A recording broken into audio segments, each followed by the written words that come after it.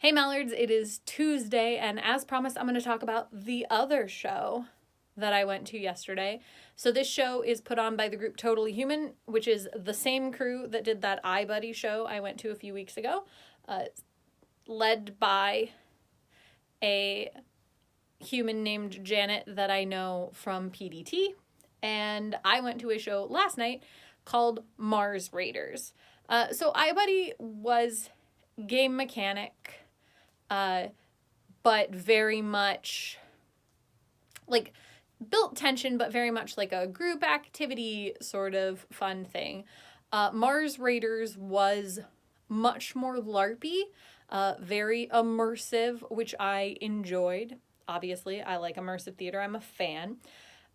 And I had an absolute blast. The premise of the show is that there is an astronaut that is part of INASA, which is like essentially international, and I can't remember what it stands for, but essentially like a group of international scientists who are studying space, of which there are just a ton of countries that are part of it.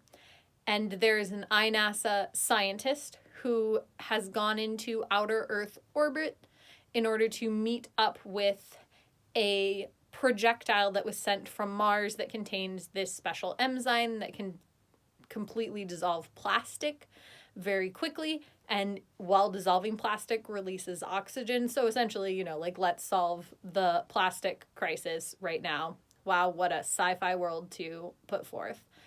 And essentially, you entered a contest and were selected to be one of the people who gets to interview this astronaut scientist and ask them questions about their lives and what they're interested in. And you're connected via an AI system, so you can see their video and talk to them and ask them questions. And you can also interact with the AI, who is feeding questions that are also submitted by people who are not actively in the interview. They start out with like a few questions from around the world. And then as the game progresses, you start to encounter the other players that are part of this larger world. So I'm going to just tell you what's going on with factions. So there's the Space Force, which is US's space military operation. You also have Command Star, which is China and Russia came together to make their own space entity. They are scientific as well. You have Blue Horizon, like Horizon, but without the H, which is essentially an Amazon-like company, really tech-heavy though, like tech development and a lot of consumerism, under a lot of fire for all of their plastic packaging, but headed up by like scientists who do things like send people into space on luxury starships so that everyone can experience space, stuff like that.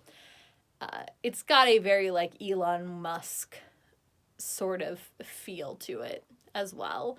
And then you, of course, have the space pirates, because who doesn't love a space pirate? And as the story progresses, there's conflict and communication issues. So, like, communications go out, and you have to essentially assist the astronaut in making decisions, which can lead to different outcomes. And it was really, really fun. I had a very good time. I think the world that they've built is interesting and cool. The show flew by. It's an hour and 10 minutes long, and I didn't even notice. I was like, oh, wow, we're out of time. We need to make a decision, and I feel like I could be here forever. It was really nice to be on that side of things, the side where I'm not in control and don't have to worry about how the show's going and don't have to please the Zoom squares. I can just be pleased in an interactive environment. The other players that were there were also really, really fun. I was at constant odds with another gentleman who was playing. We decidedly just like did not agree with each other, but we were both kind of take charge vocal people. So that was a good time to be engaged like that. I love playing with other active and engaged players. And so that was super fun. I had a great time doing that. I liked the way that they upped the tension. I'm trying not to give too much away. So I liked the way that they upped the tension. I liked the way that the story built. I liked the way that decisions unlocked different actions, and that I felt like we had the freedom to really decide anything, even though I know intrinsically from creating something like this that our decisions were really like choose your own adventure trajectory path A, B, C sort of decisions, but I felt like I had an entire alphabet of actions to take, even if all of these actions would lead me down path A, and the next thing I would encounter would be path A. It was really fun to try to do different things, to try and break the game, and to do all sorts of stuff like that.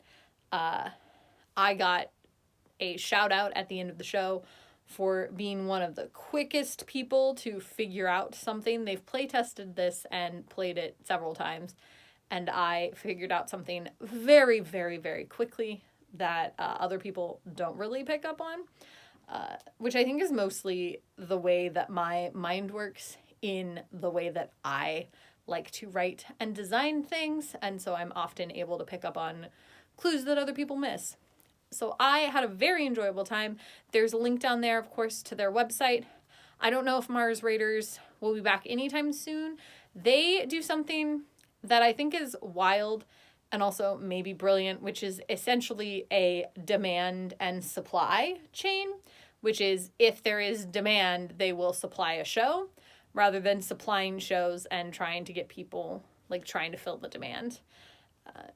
In fact, Janet talked at length about how they would prefer to just wait until people are asking for the show and then provide a show rather than have a 2-week run where they're doing it every night. I'm going to admit I felt a little called out by that because we definitely do the run sort of thing. But I do like this way of doing things. And I also really, really enjoyed the dynamic of what was essentially a 2-person show. And I think it would be fun to play with a much smaller cast in the Zoom interactive environment. Like, I think that I would enjoy creating something for a smaller cast just to see how that goes. Even if it means a much smaller audience, it would just be cool to check it out and see what sort of things we can create. So it really got my mind going also about other things that you could do with the Zoom interactive element. I have really enjoyed going to all of these Zoom shows lately, and I'm really hype to keep testing them out, to keep going to shows, and to keep putting on my own shows. I will eventually probably go back to the traditional theater space because it calls to me and because I think that the world will someday return to normal. But even when we go back to the traditional theater space, I do not want to quit doing the things that we have done this year. Like, I am more excited about the shows I can create on Zoom than I have been about shows in a while. It just allows me to create the interactive things that I have often dreamt about without spending a ridiculous amount of money on a venue. So yeah, that is a little bit about Mars Raiders and a lot about my feelings on interactive immersive theater, which I feel like happens every time I review one of these interactive immersive shows. I highly, highly, highly recommend checking this show out. I guarantee that you'll have a good time. And if you do go, I would really like you to report back to me and tell me how it ended up. I'm curious to see if it goes differently for you than it went for me. And I will see you tomorrow.